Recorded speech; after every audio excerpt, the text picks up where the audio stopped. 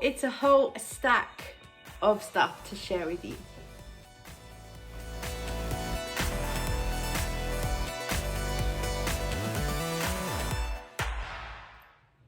Well, hey everyone, it's Kelly, the Frugal Fun Mum here in Adelaide, Australia.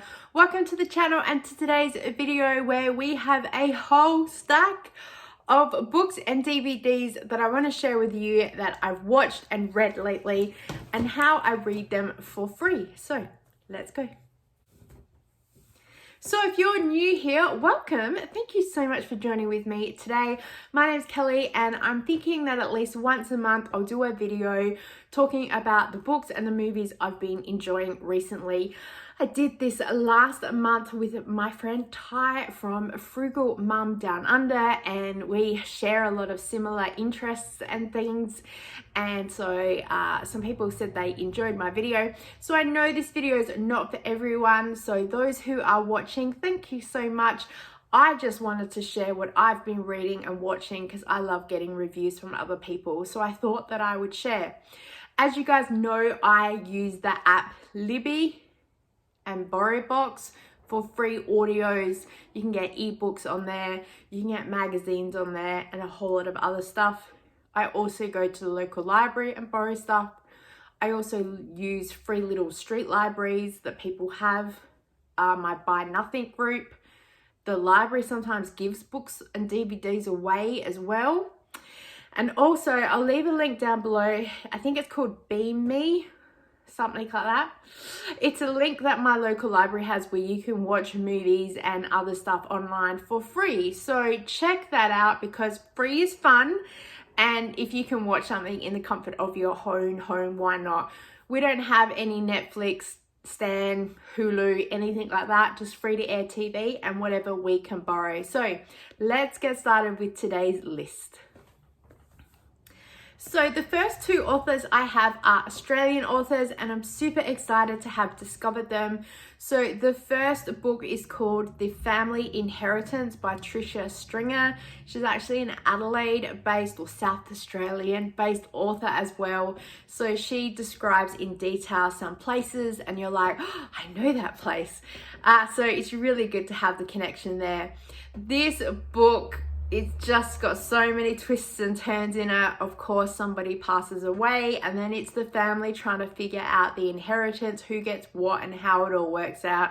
And of course, all the crazy that comes along with that as a family. So highly recommend that you check it out. I could so relate to the main character in a few little bits and pieces, especially at the supermarket at one point trying to work out what she could buy within her budget. And then trying to raise a family and do other bits and pieces as well. So highly recommend that you check her out. She also had just finished, well, I'd finished the month before reading The Model Wife and I thoroughly enjoyed that. Same thing, she described a few places here in Adelaide, so like you can just connect to it straight away. So highly recommend you check that out.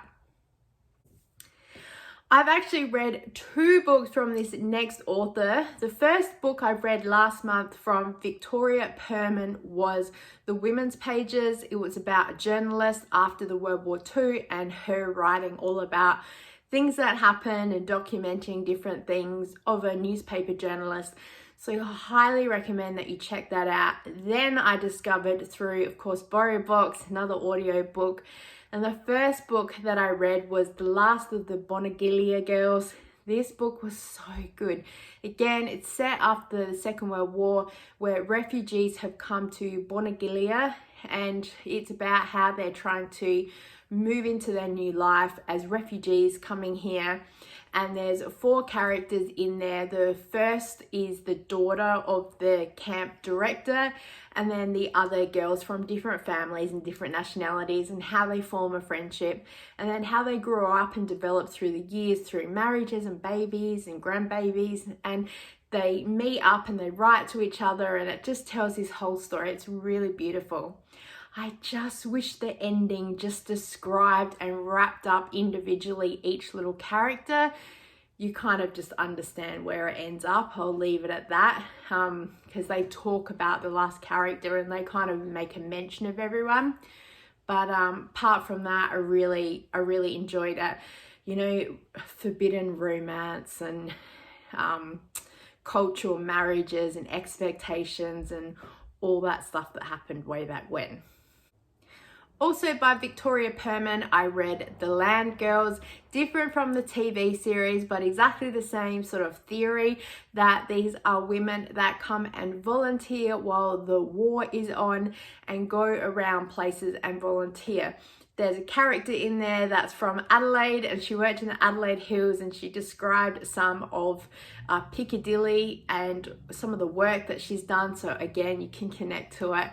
And it's such a good story just to hear about the different triumphs that they've done, how some of them lose their partners and their families with the war and how they're separated, and the work that they do and the new friendships that they form and the alliances.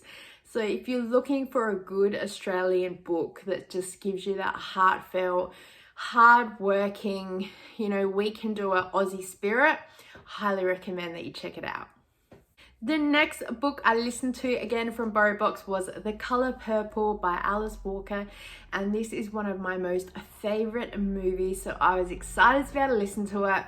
I feel that should I have read the book way back when and then seen the movie, again, it would have connected the two.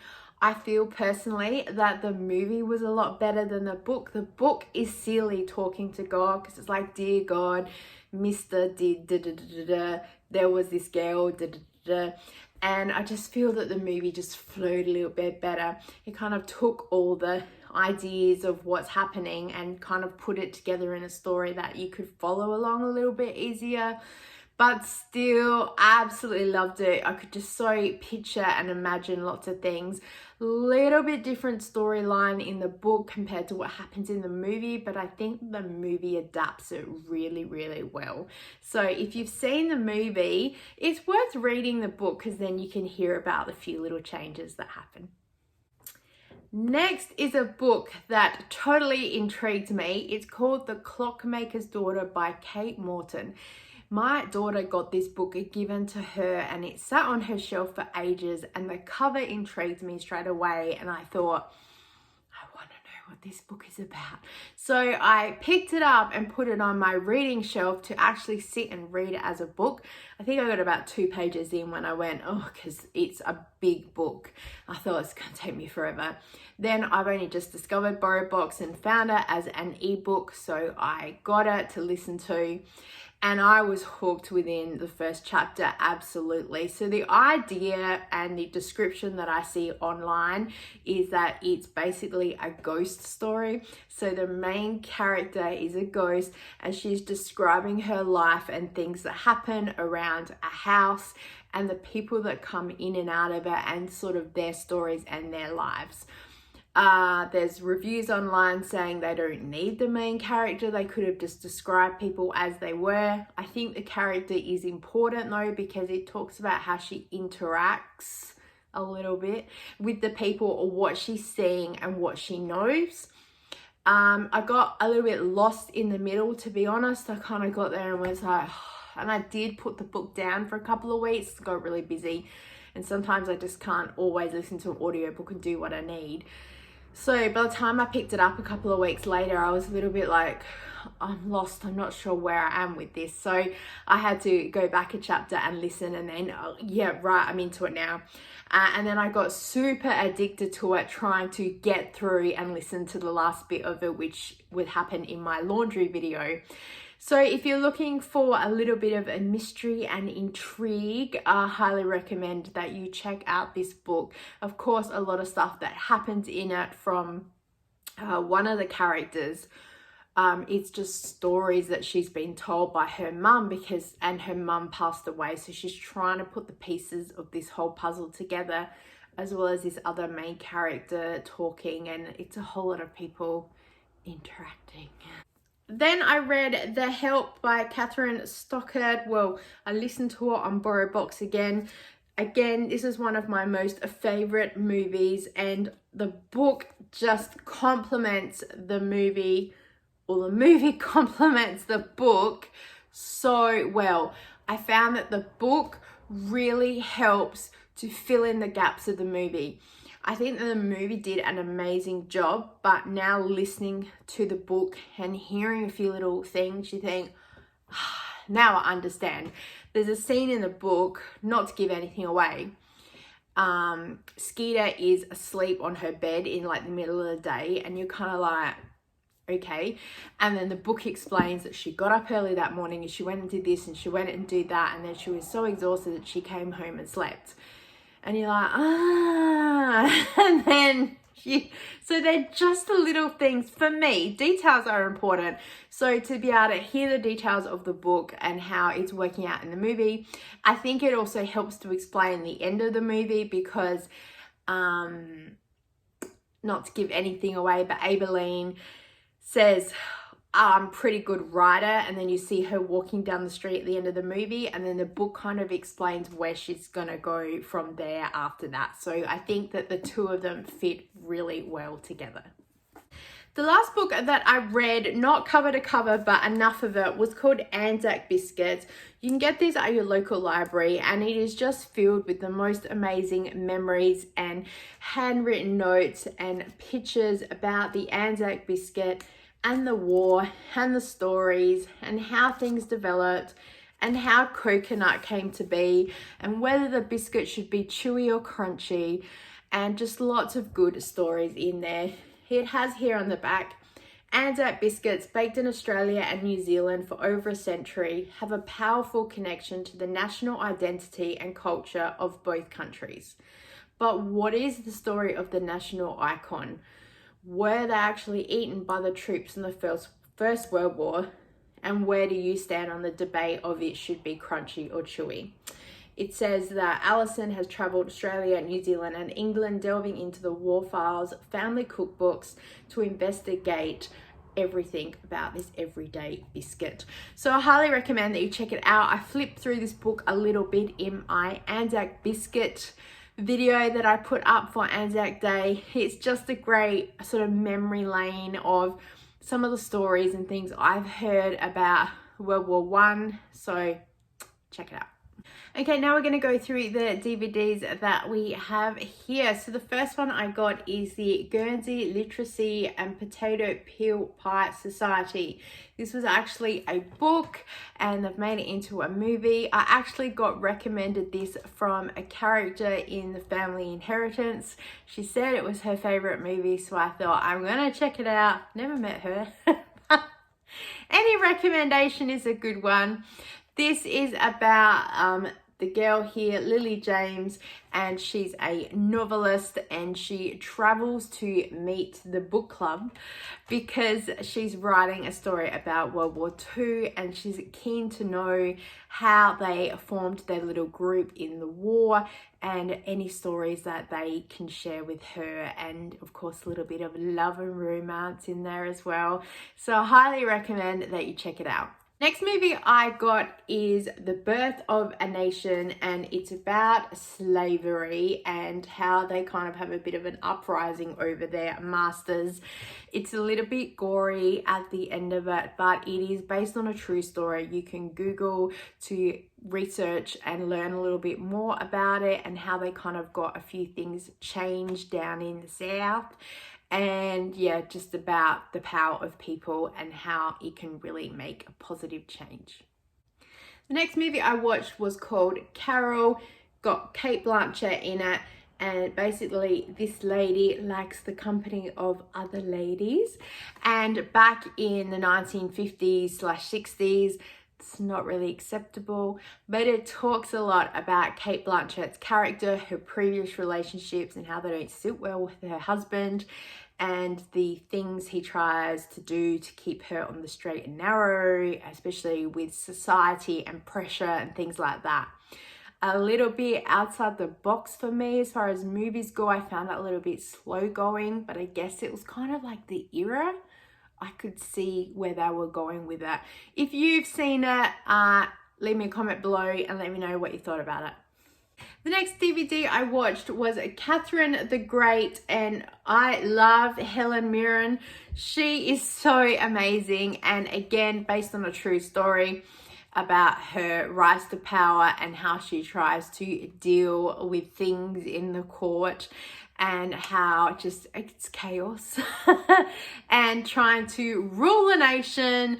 And then it also talks about her passing away and then how the laws and all that change as well. So if you're into history like I am, highly check it out. I found it a lot of fun. The next movie I've seen is Tolkien with Nicholas Hoult. I think he's from X-Men. I loved this movie, basically about J.R. Tolkien and how he's younger and how he forms a friendship within the school and how they grow up together, they fight in the war together, how he loses his friends in the war, and then how he has to move on. And you can just see the brain at work, how he creates his stories and gets ideas and inspiration, and how you can see the start of Lord of the Rings happening that he wrote and things like that. It's really good that they show you him at college and how he talks to a few professors about stuff, how they say he's completely crazy, but while also trying to inspire him about his imagination and ideas. So apparently it's based on quite a few facts, so check it out. Next is Little Women. It's got Emma Watson in it, and this lady who I can never say. She was Mary Queen of Scots in the Queen Elizabeth movie against Margot Robbie, I forget her name, and she plays such a brilliant role. In this, she plays a really good role as well. I've seen Little Women before, I think, but I watched this and thought, this is not what I remember from the other movies, so I'm not entirely sure if it is what I've seen before, but very typical of the era, how life's a lot simpler back then. I love their costumes and just the familyness and cute little cottage and just reading and crafting and just a simpler time back then. The next movie I watched was Jersey Boys.